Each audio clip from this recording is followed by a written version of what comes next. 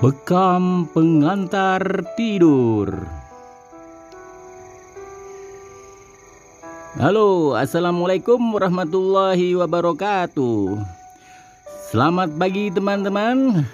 Ya teman-teman, pagi hari ini saya ingin menjelaskan sekitar insomnia.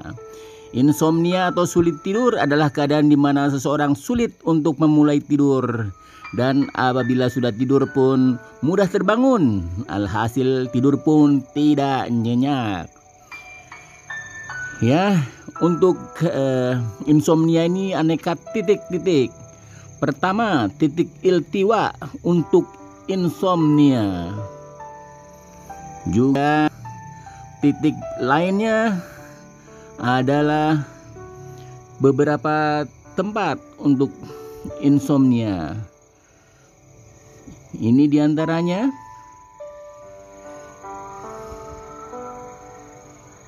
Atau ini.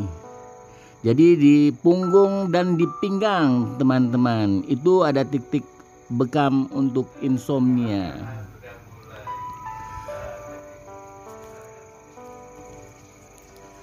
Teman-teman, kenyamanan nikmatnya proses berbekam adalah sebagaimana tergambarkan seperti nikmat jalinan buah kasih sayang antara sang ibu yang menyusui ASI anaknya. Demikian memperhatikan dasar bahwa al-hijamah yang berasal dari kata al-hajmu artinya menyedot. Dikatakan hajama asobiyu sadya umihi, artinya bayi itu menyedot susu ibunya. Maka klien bekam atau hijamah di samping berupaya berikhtiar berobat atau merawat kesehatan, juga bisa berwisata hati, merenung akan perjuangan kemuliaan seorang ibu yang dihisap air susunya untuk sang anak buah hatinya. Dengan demikian, bekam akan terasa lebih istimewa nikmatnya untuk dilalui atau dijalankan. Teman-teman, pun demikian ada kalanya penikmat bekam masih dimanjakan manfaat ganda dengan tiap tahapan proses bekam disertai relaksasi otot dan syaraf. Seiring keluar mengalirnya target bekam yang terperangkap pada gelas bekam berupa darah kental yang menghitam, kadang disertai kabut gas yang menyelimuti dan menempel pada gelas bekam. Kemudian terbaca indikasi mengantuk, bahkan sepertinya mulai memasuki fase antara kesadaran dan mulai tertidur. Namun sangat mudah untuk terbangun di fase pertama ini. Ini tahapan kondisi tidur fase pertama. Teman-teman, demikian kiranya proses bekam dapat dinyatakan selesai. Dan kesimpulannya adalah bekam diduga telah memperlihatkan indikasi hasil yang cukup baik. Maka proses pembekaman disudahi dapat dinyatakan cukup dan selesai. Namun, bila terapis melanjutkan memberikan kesempatan klien untuk berganti posisi santai dan rileks, tengkurap, dan dilanjutkan titik pembekamannya, selanjutnya, demikian bisa jadi saat pembekaman lanjutan, klien mudah kembali melanjutkan dalam kondisi tidur fase 1. Ya, sekarang kita masuk ke fase 1. Bahwa fase pertama tidur ini adalah fase antara kesadaran dan mulai tertidur. Terdengar suara ngorok.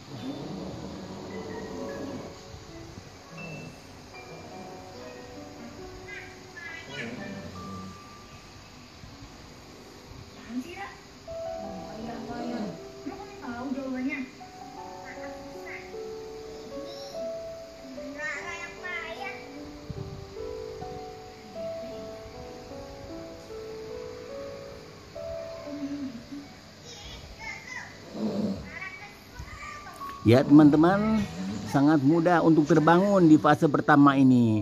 Dan jika klien terbangun pada fase ini, ia akan merasa belum tidur sama sekali.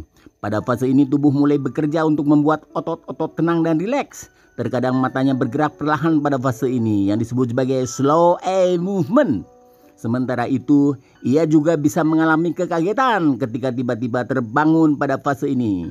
Maka saat pembukaan kop dan kemudian melaksanakan penjaruman, maka ia bereaksi refleks seperti orang sangat ngantuk seolah dia digigit nyamuk. Sekarang masuk ke fase kedua. Konon adalah seorang asisten profesor dari University of Pennsylvania, Philip German, menamai fase kedua sebagai tidur pertengahan. Artinya, dimungkinkan klien tidak mudah terbangun, namun juga tak benar-benar terlelap di saat tidur di fase ini. Tubuh menghabiskan hampir setengah istirahat tidurnya dalam fase ini. Ketika ia bergerak dari satu fase ke fase kedua, tubuh akan mulai kehilangan kesadaran terhadap keadaan sekitarnya. Merujuk pada indikasi dalam fase 2 ini, suhu tubuh akan menurun. Begitu juga detak jantung dan tekanan darah akan semakin menurun. Tubuh mulai menyesuaikan diri dan gelombang otak mulai melambat. Saat ini jantung dan sistem pembuluh darah akan memperbaiki diri dan beristirahat.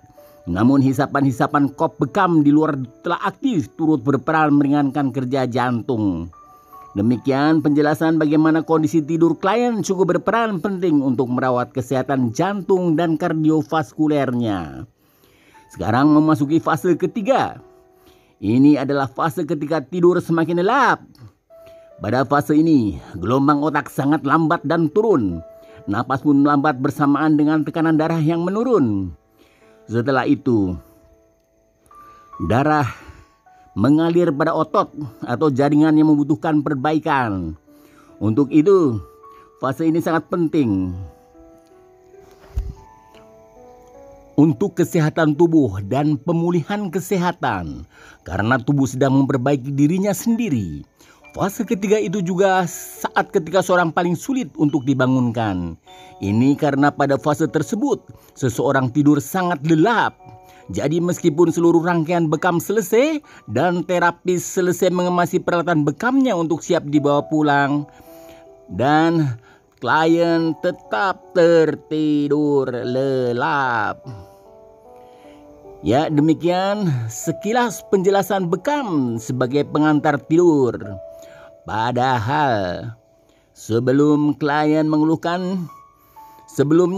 ini mengeluhkan sakit gigi. Bahkan katanya mau makan pun tak enak dan mau tidur pun tak nyenyak. Ya teman-teman semua, bila dirasa bermanfaat konten artikel ini, jangan lupa untuk subscribe, komen, like, dan share. Salam sehat walafiat dari Rumah Sehat Terafiat. Bersama saya, Ferry Jaya Priyana.